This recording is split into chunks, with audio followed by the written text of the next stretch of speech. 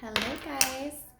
We are going to continue reading The Tiger Rising. We are going to do a quick little review on chapters 13 and 14 that we read last time. This is where Rob and Sistine are headed off to go and look for the tiger, and Rob had let Sistine borrow some of his clothing, and they're talking as they're walking, and Sistine is telling him about why she's living here with her mother, how they came back after her mom and dad had split up, and she didn't like it here, and that her dad was coming back any moment to come and get her and take her back away from this place. She does not like this place at all. So when she was saying this, it made Rob feel kind of lonely. Like, he felt like earlier in the chapters previous, he kind of felt like he was kind of gaining a friend. And now her talking like this about leaving again was making him feel kind of lonely.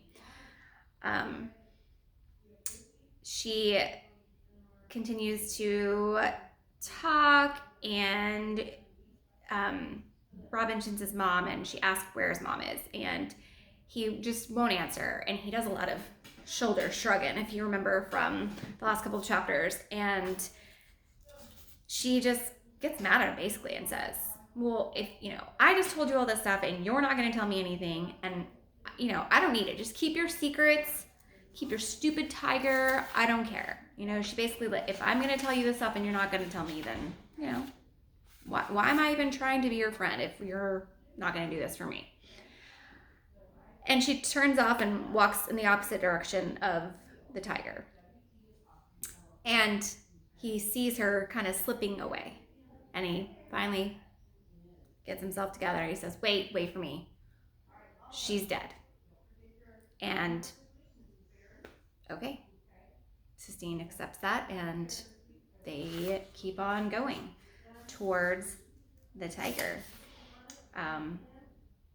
They get there, and they're watching the tiger pace back and forth, and Rob's like, don't get too close, you don't know what's gonna happen. Sistine is she's in awe. This being is just beautiful to her. And Sistine starts asking questions. Well, why is he out here? And yet again, Rob, I don't know, shrugs his shoulders, I don't know. And they assume that it's Mr. Beauchamp's tiger, maybe it's his pet, they don't know. They don't know a whole lot.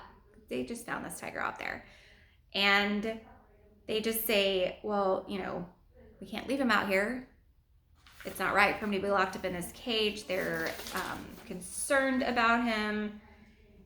And then, they are discussing this, and finally Sistine is tired of Rob shrugging his shoulders, and she just tells him, stop shrugging your shoulders at me. I hate it. I hate the way you shrug all the time. Just answer the question. Use your words. Stop shrugging your shoulders, right? And then he remembered Willie Mae saying that same thing about shrugging his shoulders and how he made him look like a skinny bird trying to fly away. And that thought of skinny bird trying to fly away made him laugh. And then when he laughed, Sistine started laughing.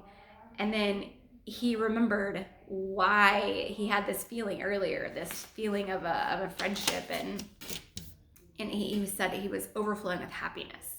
So for the first time in a very long time, he felt happy. Okay. All right. So we're going to start chapter 15. Here we go. By the time they made it back to the motel parking lot, it was dark outside, and they were both laughing so hard they could barely walk. Rob, said his father. He was standing at the door to their room. The blue-gray light from inside seeped out around him. Yes, sir, said Rob. He dropped Sistine's hand and stood straight up. Where you been? Out in the woods. Did you finish up all them jobs I told you to do? Yes, sir, said Rob. Who you got with you? His father said, squinting into the darkness. Sistine drew herself up.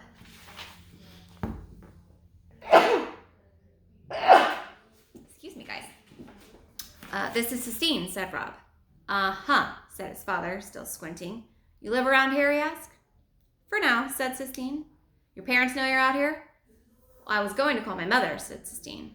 Well, there's a payphone down in the laundry room, said Rob's father. In the laundry room, Sistine repeated, her voice full of disbelief. She put her hands on her hips. We don't got a phone in the room, Rob said to her softly. Good grief, said Sistine. Well, can I have some change at least? Rob's father reached into his pants pocket and pulled out a handful of coins. He balanced the money in the palm of his hand as if he were preparing to do a magic trick, and Rob stepped forward and took the coins from him and handed them to Sistine. You want me to go with you? He asked. No, she said, I'll find it. Thank you very much. Rob, his father said as Sistine marched away, swinging her arms. What's that girl doing in your clothes? She had on a dress, Rob said. It was too pretty to wear out in the woods. Come on in here, his father commanded. Let's get that medicine on your legs. Yes, sir, said Rob. He walked toward the room slowly. His happiness had evaporated. His legs itched, and the motel room he knew would be as dark as a cave, lit only by the gray light of the TV. When his mother was alive, the world had seemed full of light. The Christmas before she died, she had strung the outside of their house in Jacksonville with hundreds of white lights. Every night the house lit up like a constellation, and they were all inside together, the three of them, and they were happy. Rob remembered, and as he remembered, he stepped into the motel room. He shook his head and scolded himself for opening that suitcase. Just thinking about all the things that were gone now seemed to make the darkness darker. Chapter 16. Rob sat on the curb in front of the motel room and waited for Sistine to come back from using the phone. He had her green dress wrapped up in a grocery bag. He had tried to fold the dress up neatly, but folding a dress turned out to be impossible, and he finally gave up. Now he held out the bag and away from him so that the grease from the medicine on his legs would not stain it. He was relieved when Sistine finally walked toward him out of the darkness. Hey, he said. Hi. She sat down on the steps next to him. How come you don't have a phone? Rob shrugged. Ain't got nobody to call, I guess. Well, my mother's coming to get me, Sistine said. Rob nodded. Here's your dress, and he handed her the bag. Sistine took it and then tilted her head to look up at the sky, and Rob looked up too. The clouds had shifted, and there were clear patches where the stars shone through. I can see the Big Dipper, Sistine said. I like looking up at things. So do my mom and dad. That's how they met. They were both looking up at the ceiling at the Sistine Chapel, and they weren't watching where they were going, and they bumped into each other. That's why I'm named Sistine. I like your name, said Rob shyly. I've seen the Sistine ceiling too, she said. They took me last year, before everything, when they were still in love. Does it look like the pictures, Rob asked.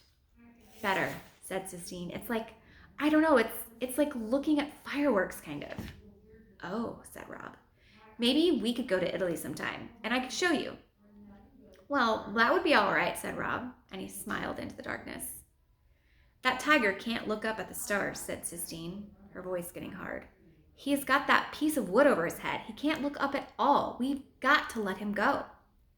Rob was silent. He was hoping that if he didn't answer her, she might go back to talking about the Sistine Chapel.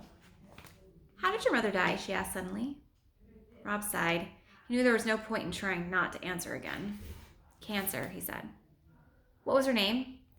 Well, I ain't supposed to talk about her, said Rob, closing his eyes to the stars and concentrating instead on his suitcase, working to keep it closed. Well, why not? Asked Sistine. Because my dad says it don't do no good to talk about it. He says she's gone and she ain't coming back. That's why we moved here from Jacksonville, because everybody always wanted to talk about her. We moved down here to get on with things. There was a crunch of gravel, and Rob opened his eyes in time to see the headlights of a car sweep over them. That's my mother, said Sistine. She stood up. Quick, she said, tell me your mother's name. Rob shook his head. Say it, she demanded. Caroline, Rob said softly, cracking his suitcase open and letting the words slip out. Sistine gave him another businesslike nod of her head. Okay, she said, I'll come back tomorrow and we'll make our plans for letting the tiger go. Sissy, called a voice. Baby, what in the world are you doing out here? Sistine's mother got out of the car and came walking toward them. She had on high heels and she wobbled as she walked in the gravel parking lot of the Kentucky Star. Her hair was a lighter shade of yellow than Sistine's and piled high on her head. When she turned, Rob recognized Sistine's profile, her sharp chin and her pointed nose, but the mouth was different, tighter. Good Lord, said Mrs. Bailey to Sistine. What have you got on? Clothes, said Sistine. Sissy, you look like a hobo. Get in the car. She tapped her high-heeled foot in the gravel. Sistine didn't move. She stood beside Rob. Well, said her mother when Sistine didn't move. You must be Rob. What's your last name, Rob? Horton, said Rob. Horton, said Mrs. Bailey. Horton, are you related to Selden Horton, the congressman? No, ma'am, said Rob. I don't think so. Mrs. Bailey's eyes flicked away from him and back to Sistine. Baby, please get in the car. When Sistine still didn't move, Mrs. Bailey sighed and looked back at Rob again. She won't listen to a word I say, Mrs. Bailey told him. Her father's the only one she'll listen to. Her father, the liar. Sistine growled somewhere deep in her throat and stalked to the car, got in and slammed the door. You're the liar, she shouted. You're the one who lies. Said Mrs. Bailey. She shook her head and turned and walked back to the car without saying anything else to Rob. Rob watched them pull away. He could see Sistine sitting in the back seat. Her shoulders were slumped. A motel room door slammed. Somebody laughed. A dog barked, short and high, and then stopped. And then there was silence. Caroline, Rob whispered into the darkness. Caroline, Caroline, Caroline. The word was as sweet as forbidden candy on his tongue. All right, chapter 17. The next morning, Rob was helping Willie Mae in the laundry room. They were folding sheets and chewing 8-ball gum. All night he had tossed and turned, scratching his legs and thinking about the tiger and what Sistine said, that he had to be set free. He had finally decided to get Willie Mae's opinion. You ever been to a zoo? Rob asked her. One time, said Willie Mae. She cracked her gum. Went to that zoo over in Sorley. Place stunk. Do you think them animals minded it being locked up? Was nobody asking them, did they mind? Willie Mae pulled another sheet out of the dryer and snapped it open. Rob tried again. Well, do you think it's bad to keep animals locked up? Willie Mae looked at him over the top of her glasses and stared down at him real hard. Rob looked down at his feet. When I wasn't but little, said Willie Mae, my daddy brought me a bird in a cage. It was green parakeet bird. That bird was so small I could hold it right in the palm of my hand. She draped the sheet over one shoulder and held out the cupped hand to show Rob. It looked to him like a hand big enough to hold the entire world. I held him in my hand. I could feel his little heart beating. He would look at me and cock his head this way and that. I called him Cricket on account of all the time singing. What happened to him? Rob asked. Willie Mae bent and took a pillowcase out of the dryer. I let him go, she said. You let him go, Rob repeated, his heart sinking inside like a stone. I couldn't stand to see him locked up, so I let him go. She folded the pillowcase carefully. And then what happened? Well, I got beat by my daddy. He said I didn't do that bird no favor. Said all I did was give some snake its supper. So you never saw the bird again? Asked Rob. Nuh-uh, said Willie Mae, but sometimes he comes flying through my dreams, flitting about and singing. She shook her head and reached for the sheet over her shoulder. Here, she said, go on and grab hold of this other end. Help me fold this up.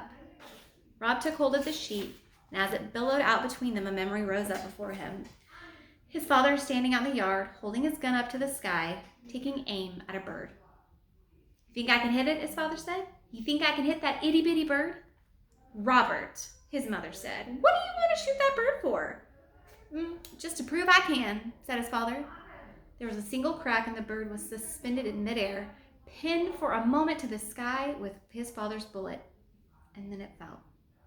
Oh, Robert, his mother said.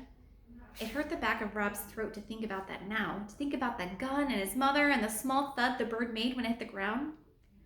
I know something's that's in a cage, said Rob, pushing the words past the tightness in his throat. Willie Mae nodded her head, but she wasn't listening. She was looking past Rob, past the white sheet, past the laundry room, past the Kentucky Star. Who don't? She said finally. Who don't know something that's in a cage? After that, they folded the sheets in silence. Rob thought about the bird and how he finally had found its small, itty-bitty, warm body. He had started to cry. His father told him not to. It ain't nothing to cry over. It's just a bird, he said. All right, we're going to stop there. Bye, guys.